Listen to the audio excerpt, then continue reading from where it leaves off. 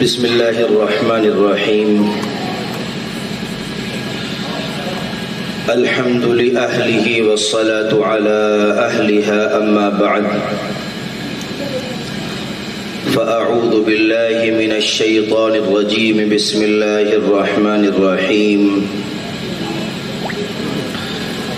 والذین اذا انفقوا لم يسرفوا ولم يقتروا وكان بين ذلك قواما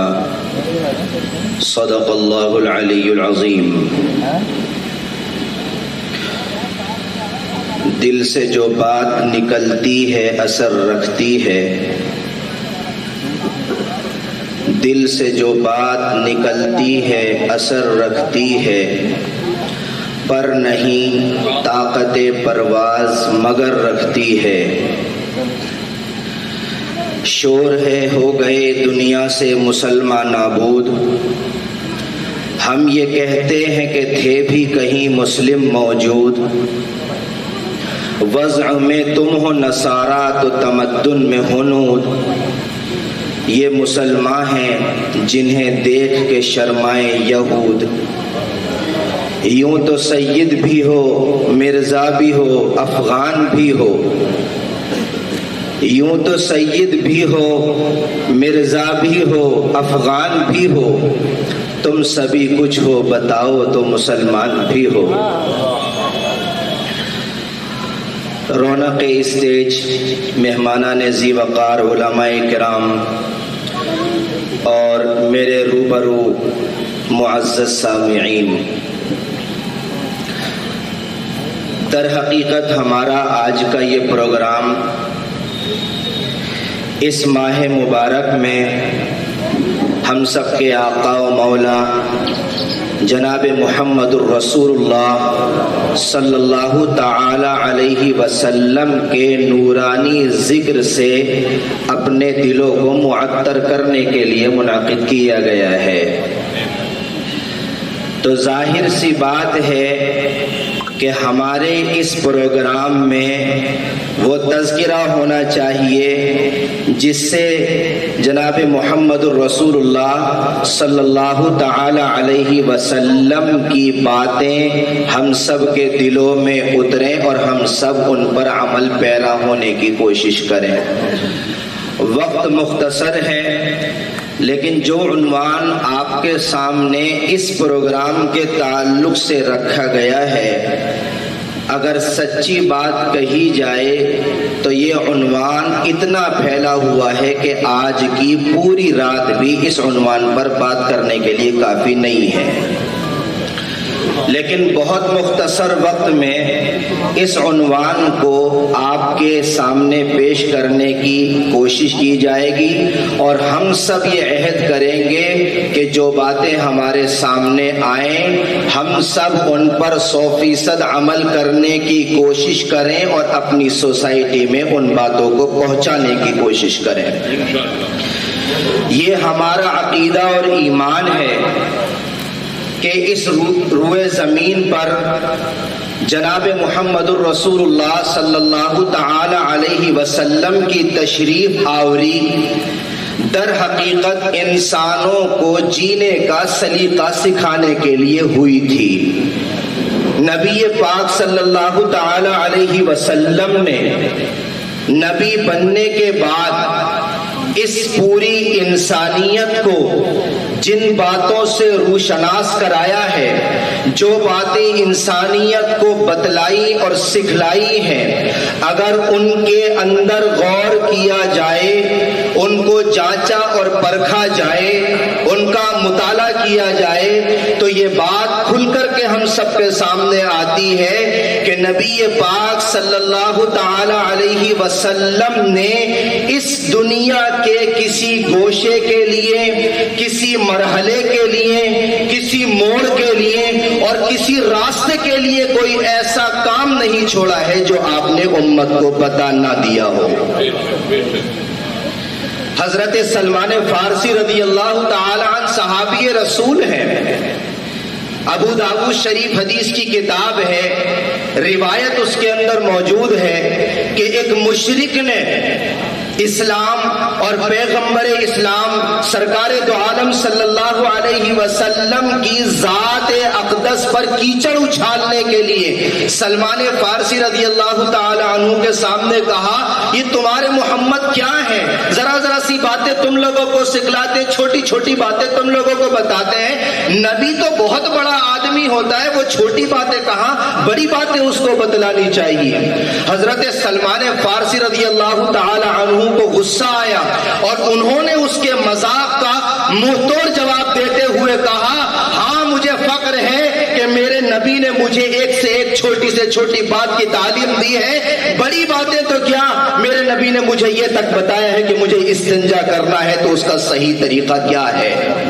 یہ ہے نبی پاک صلی اللہ تعالی علیہ وسلم کی ذات اقدس، جس نے دنیا میں آ کر دنیا کے ہر موڑ کے لیے امت کو ایک راستہ بتا دیا ہے کہ امت کو عمل کر کے اللہ کا مقبول بندہ کیسے بننا ہے۔ اسی لیے ہم کہتے ہیں کہ ہمارا مذہب اسلام اور پیغمبر اسلام کی سیرت اس انسانیت کے لیے ایک مکمل نظام حیات ہے۔ اگر کوئی شخص اسلام اور پیغمبر اسلام کو اپنا لے، اپنے دل میں بسا لے اور اس پر عمل کر لے، تو ہم قسم کھا کر کے کہہ سکتے ہیں کہ اللہ اور اس کے رسول کی نگاہ میں اس سے بڑھیا اور کامیاب انسان کوئی نہیں ہو سکتا۔ نبی پاک صلی اللہ تعالی علیہ وسلم نے جو اسلام اس امت کے سامنے پیش کیا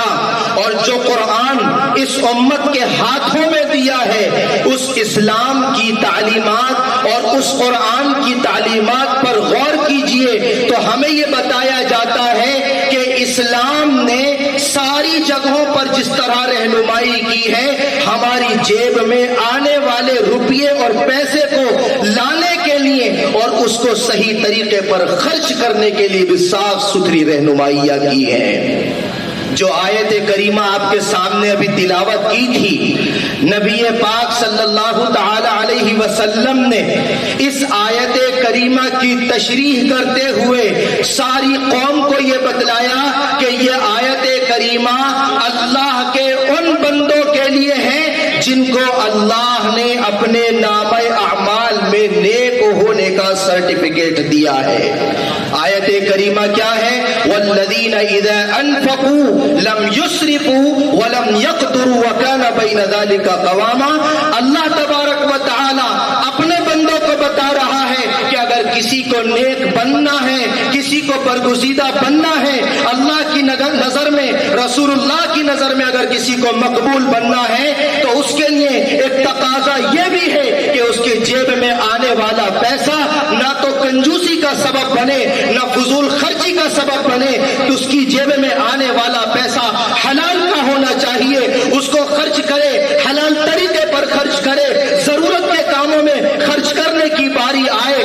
تو پیچھے نہ ہٹے، اور فضول کاموں میں خرچ کرنے کی باری آئے تو اپنے قدموں کو آگے سے پیچھے کی طرف کھینچ لے۔ اسلام میں اسراف کی، فضول خرچی کی، بے ضرورت خرچ کرنے کی کوئی جگہ نہیں ہے۔ قرآن کریم کی ایک آیت نہیں، دو آیت نہیں، 20 آیات وہ موجود ہیں جن میں اللہ تبارک و تعالی نے فضول خرچی کرنے والوں پر لعنتیں برسائی ہیں، ان کے بارے میں طرح طرح کی وعیدیں سنائی ہیں۔ قرآن کا اعلان صاف ہے، ان اللہ لا یہدی من ہوا مسرف کذاب۔ دنیا کے اندر جو شخص اسراف اور فضول خرچی سے کام لیتا ہے، اللہ تعالیٰ ایسے بندے کو ہدایت تک سے محروم کر دیتا ہے۔ غور کیجئے، آج ہماری سوسائٹی، ہمارا معاشرہ 1400 سال پہلے کے اسلامی معاشرے سے کتنا مختلف ہے۔ جناب محمد الرسول اللہ صلی اللہ تعالی علیہ وسلم کے 1.25 لاکھ صحابہ کرام رضوان اللہ علیہ مجمعین کی زندگی پر غور کیجئے۔ ان صحابہ کرام میں وہ لوگ بھی تھے جن کے پاس مال و دولت نہیں تھا، اور انہی صحابہ کرام میں وہ لوگ بھی تھے جو آج کی تاریخ کے حساب سے لاکھوں پتی نہیں، کروڑوں پتی، اربوں اور کھربوں پتی تھے، لیکن جن کے پاس پیسہ نہیں تھا، خوشحال زندگی ان کی بھی تھی، جن کے پاس پیسہ تھا، خوشگوار زندگی ان کی بھی تھی۔ اس لیے کہ نبی صلی اللہ علیہ وسلم نے صحابہ کرام کے ذریعے سے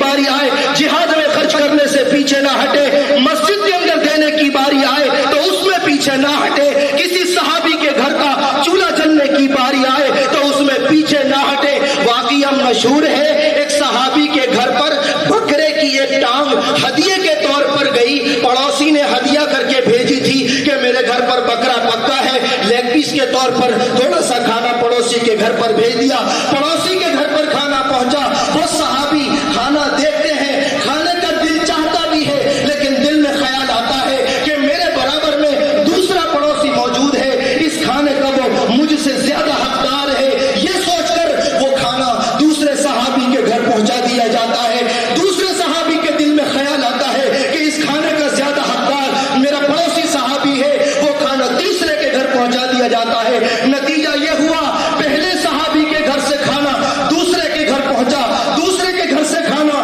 تیسرے کے گھر پہنچا، تیسرے کے گھر سے کھانا چوتھے کے گھر پہنچا، اس طریقے سے کھانا 7-8 گھروں میں پہنچتے پہنچتے اسی پہلے صحابی کے گھر پر پہنچ گیا جس نے پہلے نمبر پر بھیجا تھا۔ یہ تھا صحابہ کرام کے خرچ کرنے کا جذبہ۔ حضرت عثمان غنی رضی اللہ تعالیٰ عنہ صحابی رسول ہیں، داماد رسول ہیں، اللہ کے مقرب اور برگزیدہ بندوں میں ہیں، جن کے بارے میں میرے پیارے نبی کا ارشاد صاف ہے، وَأَحْيَاهُمْ عُثْمَانُ، ان سارے لوگوں میں سب سے زیادہ باحیا انسان عثمان غنی رضی اللہ عنہ ہے۔ عثمان غنی کو اللہ نے مال و دولت سے نوازا تھا، ایک موقع پر خرچ کرنے کی باری آئی، جہاد کے لیے تیاری کرنے کی باری آئی، روایات کے اندر لکھا ہے عثمان غنی نے اپنے گھر کا اثاثہ لٹا دیا اور 100 صحابہ کرام کی ضرورت کا سامان ان کے گھروں تک پہنچا دیا گیا۔ اسلام نے خرچ کرنے کا سلیقہ سکھایا تھا، اس لیے صحابہ کرام کے زمانے میں مالدار بھی خوشگوار تھے اور غریب اور تنگ دست صحابہ کرام بھی خوشحال زندگی بسر کر رہے تھے۔ وہ 1400 سال پہلے کا اسلامی معاشرہ تھا اور آج 1400 سال گزرنے کے بعد اسلامی معاشرے پر غور کیجئے، ہم بھی مسلمان کہلاتے ہیں، ہمارا نام بھی مسلمان ہے، ہمارا گھرانہ بھی مسلمان ہے، سوسائٹی بھی مسلمان ہے، معاشرہ بھی مسلمان ہے، مسلمان محلوں کے اندر رہتے ہیں، ہمارے محلوں کے اندر مسجدیں بھی بستی ہیں اور ہمارے ہی مسلمانوں میں مالداروں کا طبقہ بھی موجود ہے، غریبوں کا بھی طبقہ موجود ہے، لیکن صورتحال پر غور کیجئے، امیروں کو دیکھیے تو عیش اڑاتے ہیں، گھروں پر کھانے پکتے ہیں تو 10 قسم کا آئٹم گھروں پر پکتے ہیں، اور اسی امیر کے پڑوس کے اندر ایک غریب بستا ہے جس کے پاس اگر ایک وقت کی روٹی ہے تو دوسرے وقت کا انتظام نہیں ہے۔ یہ ہماری سوسائٹی نہیں ہونی چاہیے تھی۔ تکبر، گھمنڈ اور اپنی بڑائی، اپنی ناک کی خاطر آج ہماری مسلم سوسائٹی نے مالوں کو خرچ کرنے کو فخر سمجھا ہے۔ ایک آدھ موقع پر فضول خرچی نہیں ہوتی، ذرا غور کیجئے، شادی بیاہ کا موقع آ جائے تو ہماری تقریبات کا حال کیا ہے، گھر کا کوئی اور فنکشن ہو جائے تو ہماری تقریبات کیسی ہوتی ہیں۔ ہمارے پاس ایک بنگلہ موجود ہے، دوسرے کے لینے کا دل چاہتا ہے، ہمارے پاس ایک گاڑی موجود ہے، اس سے اچھی گاڑی لینے کا دل چاہتا ہے، جیب کے اندر ایک موبائل موجود ہے، اس سے بڑھیا موبائل لینے کا دل چاہتا ہے۔ یہ ہمارے مالوں کو خرچ کرنے کی صورتحال ہے۔ شادی بیاہوں کے موقع پر، تقریبات کے موقع پر جو فضول خرچیاں کی جاتی ہیں، آپ ذرا غور کیجئے، اگر ہم سروے کر کے ایک ایک شادی کا حساب لگائیں، ایک ایک پروگرام کا حساب لگائیں تو ایک ایک شادی کے موقع پر 10-10, 15-15 لاکھ روپے یوں بے محابہ اڑا دیے جاتے ہیں جیسے ان کی کوئی حیثیت اور کوئی مقام نہیں ہے، کوئی وقار نہیں ہے۔ لیکن غور کیجئے، وہ 10-15 لاکھ روپے جو اڑائے گئے، کیا اللہ کو راضی کرنے کے لیے اڑائے گئے تھے؟ ان 10-15 لاکھ کے اندر ہمارے ہاں شادی ہال بک کیے جاتے ہیں، اسٹینڈنگ کھانوں کا انتظام کیا جاتا ہے، مخلوط کھانوں کا انتظام کیا جاتا ہے، جہیز کے نام پر لڑکی والے کیا، لڑکے والے کیا، سب کے سب فرعونیت پر اتر کر کے آتے ہیں۔ اس وقت نہ اسلام یاد رہتا ہے، نہ اسلامی تعلیمات یاد رہتی ہے۔ نکاح جیسی عظیم عبادت جسے میرے پیارے آقا سرکار دو عالم صلی اللہ علیہ وسلم वसल्लम ने बरकत का सबब बताया था। आप फरमाते हैं अअज़मुन निकाही बरकतन ऐसरुहु मऊनतन, जिस निकाह में जितना कम खर्चा होगा उस निकाह के अंदर बरकतें उतनी ही होंगी। मेरे प्यारे नबी फरमाते हैं निकाह मेरी सुन्नत है, मुझसे पहले 1.25 लाख अंबिया इकराम की सुन्नत है। मेरे नबी फरमाते हैं जिसने निकाह कर लिया उसका आधा दीन मुकम्मल हो गया। इस अजीम इबादत को अंजाम देने के लिए हमारे यहाँ हॉल बुक किए जाते हैं, स्टैंडिंग खानों का इंतजाम किया जाता है, मखलूत खानों का इंतजाम किया जाता है, वीडियोग्राफी फोटोग्राफी का इंतजाम किया जाता है, तरह तरह के नाच गानों का इंतजाम किया जाता है, और जहेज के नाम पर करोड़ों रुपया ऐसे ही बेमुहाबा उड़ा दिया जाता है। उस वक्त ये ख्याल नहीं आता कि जिस शादी हाल के अंदर मेरे लड़के या मेरी लड़की की शादी हो रही है उस शादी हाल के बाहर कुछ ऐसे गरीब मौजूद हैं जिनके पास खाने के लिए पैसे तक मौजूद नहीं है। इस फजूल खर्ची की शरीयत में कोई हैसियत नहीं है। नबी पाक सल्लल्लाहु अलैहि वसल्लम हदीस शरीफ में साफ फरमाते हैं कि लोगों कान खोल करके सुन लो, कयामत के करीब कुछ ऐसे भी लोग होंगे जो मौका बमौका रंग बिरंगे खानों का इंतजाम करेंगे, तरह तरह के मशरूबात का इंतजाम करेंगे, तरह तरह के लिबासों का इंतजाम करेंगे। वो लोग होंगे जो मुंह फाड़ फाड़ करके अपने फख्र जतला रहे होंगे। आखिर में मेरे प्यारे नबी फरमाते हैं लोगों कान खोल करके सुन लो, इस उम्मत के सबसे बदतरीन लोग वही हैं। आज अगर मैं यूं कहूं कि हमारे मालदारों के यहाँ शादी ब्याह के मौके पर जो तरीक़ाकार अपनाया जाता है वो इसी हदीस का मिस्दाक है तो ये गलत नहीं होगा। इस पर गौर करने की जरूरत है। मैं ये नहीं कहता कि खाने पीने में खर्च मत करो। मेरे प्यारे नबी ने फरमाया, बुखारी शरीफ की रिवायत है, लोगों कुलू वशरबू वतसद्दकू वल्बसू मा लम युखालितु इसराफ। खाओ पियो सदका करो लिबास पहनो, अल्लाह को पसंद है कि तुम उसकी नेमतों के शुक्रगुजार बंदे बनो, लेकिन इसराफ और फजूल खर्ची से काम मत करो। क्यों? इसलिए कि इसराफ मेरे नबी का शेवा नहीं है। कुरान कहता है इसराफ फिरौन का शेवा है। व इन्न फिरौन लआलिन फिल अर्द व इन्नहु लमिनल मुसरिफीन। दुनिया के अंदर फिरौन वो इंसान था जो अपने तकब्बुर में घमंड में मुब्तला था, इसराफ और फजूल खर्ची से काम लिया करता था। इस दुनिया के अंदर इसराफ करने वाले, बेजरूरत खर्च करने वाले, फजूल खर्ची करने वाले मेरे नबी के मुत्तबे नहीं है, फिरौन के परवरिशकार है। इसलिए हमारे इस्लाम का तकाजा ये है कि हम अपने आप को फजूल खर्ची से बचाएं। अपने किसी भी तकरीब के मौके पर, किसी भी प्रोग्राम के मौके पर, किसी भी मौके पर हम फजूल खर्ची से काम डालें। जरूरत के कामों में जहां शरीयत ने खर्च करने की इजाजत दी है वहां जरूरत तक खर्च करना ठीक है, जरूरत से जायद खर्च करना फजूल खर्ची है। और जिन कामों में शरीयत ने खर्च करने की कतई इजाजत नहीं दी है वहां एक पैसा खर्च करना भी फजूल खर्ची में शुमार है। इसलिए हमारी जिम्मेदारी बनती है कि हम फजूल खर्ची से बचें, वरना मेरे अजीज भाइयों आपने फजूल खर्ची के नुकसानात दुनिया के अंदर अपनी आंखों से देखे हैं। एक तरफ गरीब घराने, दूसरी तरफ अमीर घराने। अमीर घरानों के अंदर शादी होती है तो जहेज दिया जाता है, तरह तरह के खाने पकाए जाते हैं, और उसी तरह दूसरी तरफ गरीब मुस्लिम घरानों की बच्चियां सिर्फ इसलिए अपने घरों के अंदर बैठी हैं कि उनके बाप के पास अपनी बच्ची के जहेज के देने के लिए पैसे जेब में मौजूद नहीं है। हम उस नबी के उम्मती हैं मेरे अजीज भाई, हम उस नबी के पैरोकार हैं जिस नबी के बारे में आयशा सिद्दीका रजी अल्लाह तआला अन्हा फरमाती है कि मेरे प्यारे नबी पर 3 दिन भी लगातार ऐसे नहीं गुजरे जिस दिन में पेट भर के लगातार खाना भी दस्तयाब हो गया हो।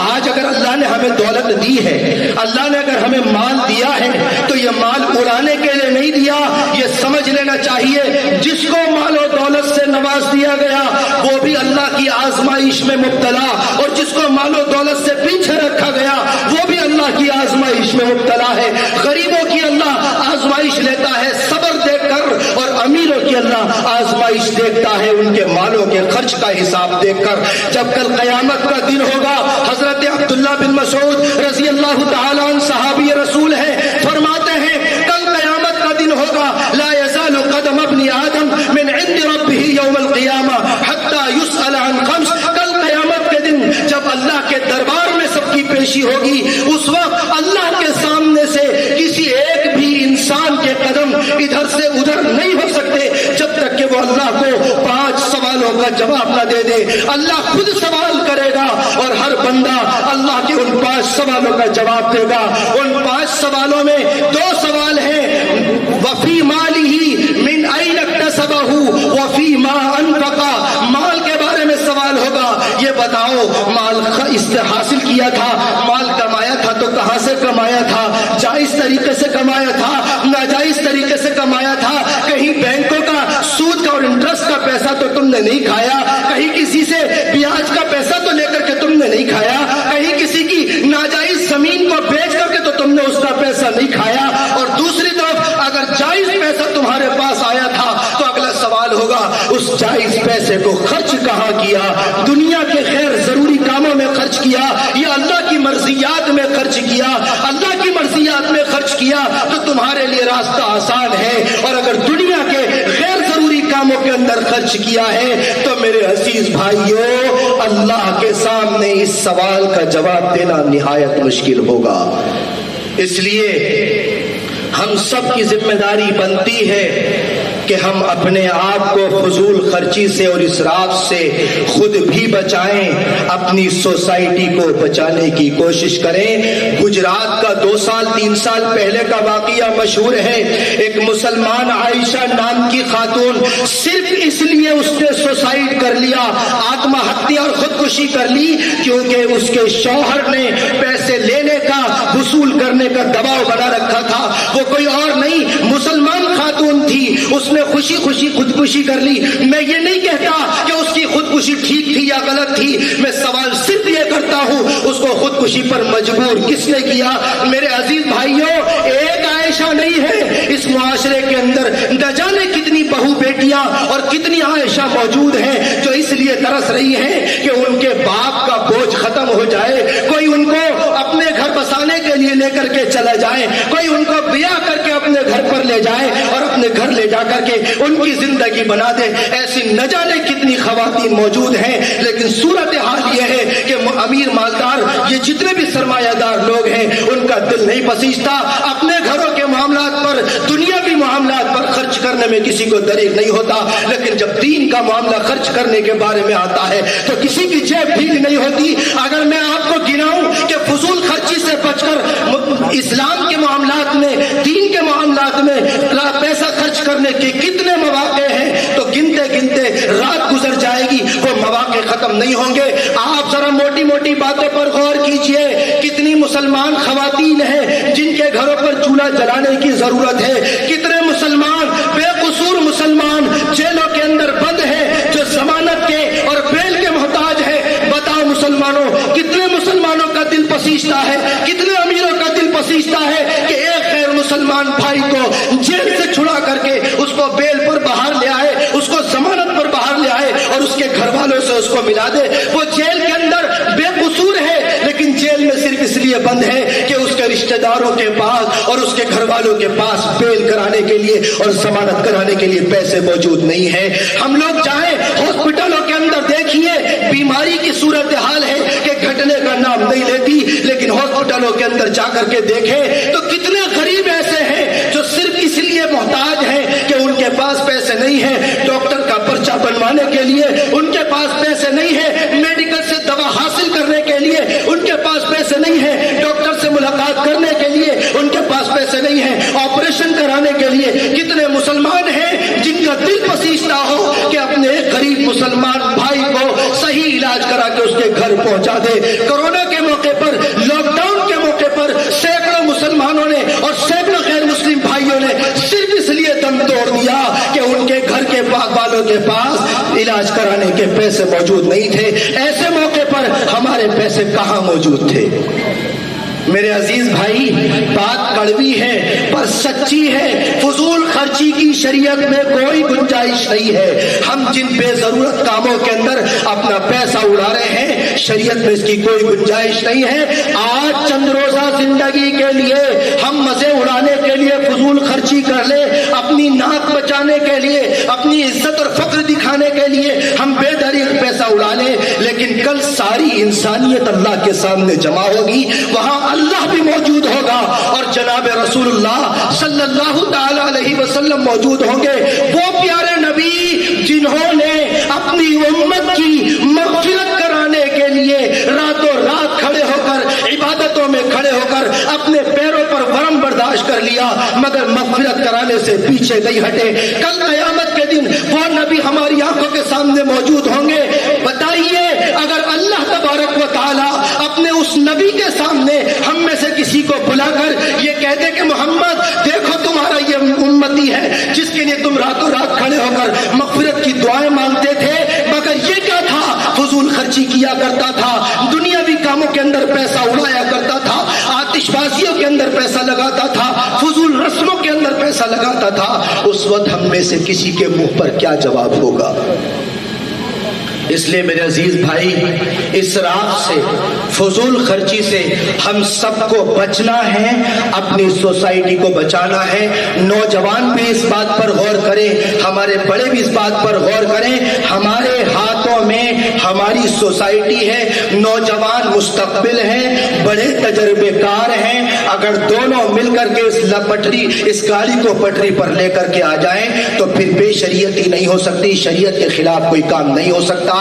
عنوان لکھا گیا ہے اسراف بیجا، میں کہتا ہوں اسراف بیجا ہی ہوتا ہے، جگہ کا کوئی اسراف ہوتا ہی نہیں۔ دین کے کام کے اندر حضرت جعفر صادق رحمت اللہ علیہ فرماتے ہیں، دین کے کام کے اندر آپ اپنے گھر کا سارا مال، سارا اثاثہ لٹا دیں، لاکھوں کروڑوں درہم اور دینار خرچ کر دیں، تب بھی فضول خرچی نہیں ہے، لیکن اگر بے دینی کے کام میں 1 روپیہ بھی آپ نے خرچ کر دیا تو وہ فضول خرچی ہے، جس کا جواب اللہ کے ہاں دینا ہے۔ اللہ تعالیٰ اس لعنت سے اور اس برائی سے پورے معاشرے کی حفاظت فرمائے، ان باتوں کو ہم سب کو سمجھ کر عمل کرنے کی توفیق عطا فرمائے۔ وآخر دعوانا ان الحمد للہ رب العالمین۔